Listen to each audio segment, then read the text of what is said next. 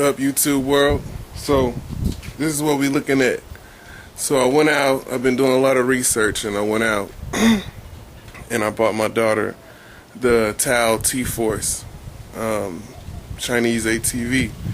Did a lot of research, and I like to wrench, so I brought it home and I'm gonna put it together myself. And yeah, so we got it $1,000 out the door. You know, that's how much you pay for it. And I done took the body off of it because I'm gonna repaint it. So it came as a spider blue, as you can see. You still see a little bit right there, but my daughter likes purple, so doing a little custom paint job for my daughter. So I took the whole body off so I can repaint it. Still gotta touch up some spots, but it's getting there. It's gonna be good. And then this is right here we'll be dealing with. It's still on the rack. I haven't taken it off yet because I'm waiting on a couple upgrade parts to come in the mail, because this thing about to be a beast. Yeah, we're not gonna do the stock regular. We're gonna do some upgrades. So this is where we at. Just getting started. And I'm gonna give y'all some video footage as we putting this thing together and building it. It's about to go down. Alright, so we're still getting parts in for the ATV. This is the parts we got in right now. So I got in these flies. They came with, you know, the joint, the cushiony joint. So I'm gonna add that, and then I also got in these RFYs.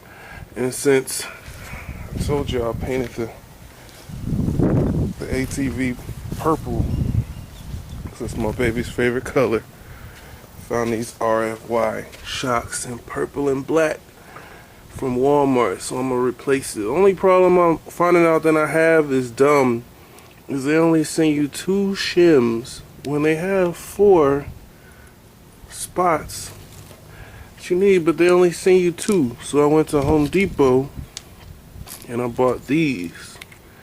So this is probably the best I'm gonna be able to do, unless without ordering more shims.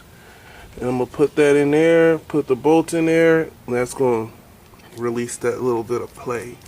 As y'all can see, if I put this in there like this, it ain't gonna work. It's got play. So that little plastic shim will fix that up. I'm gonna go ahead and add the shocks today.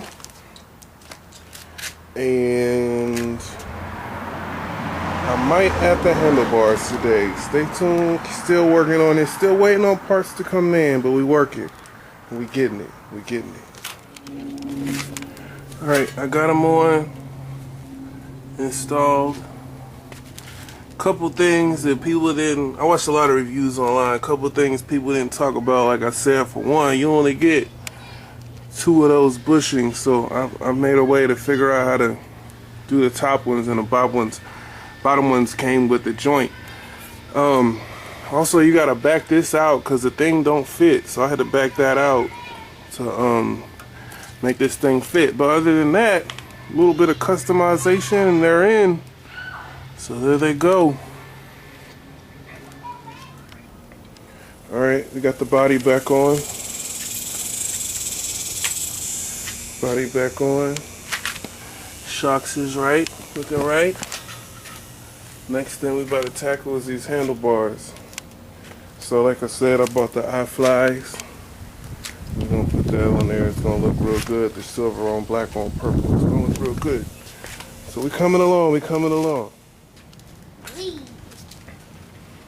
Alright, so we got the handlebars on, the flies. Looking fly. Yeah.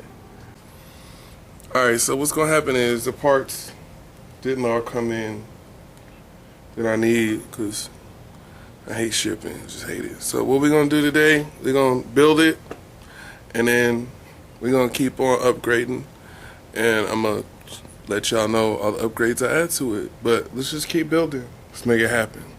It's probably better anyway, because also after the research I did, they say you should kind of go stock. Make sure this thing will start up before you add parts, because when you add parts, if something is messed up that you ordered, then it might make something else mess up. So if we just go stock first, get it started, we'll be good, and then we add parts, we'll be good. So here we go. Rock with your boy. He's working very, very hard. You can see the brake pad is too big.